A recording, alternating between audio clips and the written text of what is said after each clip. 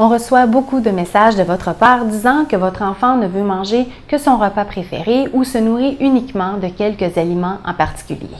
Houston, on a un problème et on s'y attaque. Il y a des aliments que votre enfant aime du premier coup et qui deviennent ses préférés. Si vous lui demandez ce qu'il veut manger, c'est certain que c'est ceux-là qu'il vous nommera. Et c'est ainsi qu'on en arrive à un point où l'enfant est soi-disant difficile.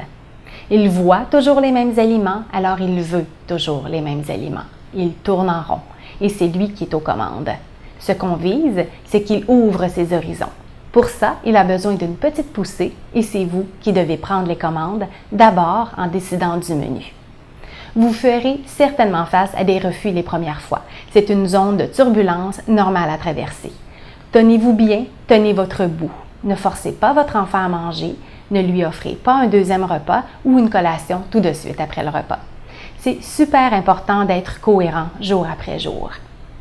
On a plusieurs autres capsules vidéo qui vous aideront et qui vous rassureront dans cette situation. Pour éviter que votre enfant se couche le ventre vide, écoutez un deuxième repas, c'est non. Pour éviter les chicanes concernant les aliments à goûter, visionnez Goûter, on n'insiste pas et Donnez le goût de goûter. Et finalement, pour aider votre enfant à développer ses goûts, écoutez Serpent, Échelle et Néophobie. Amener un enfant à être moins difficile, c'est une mission possible.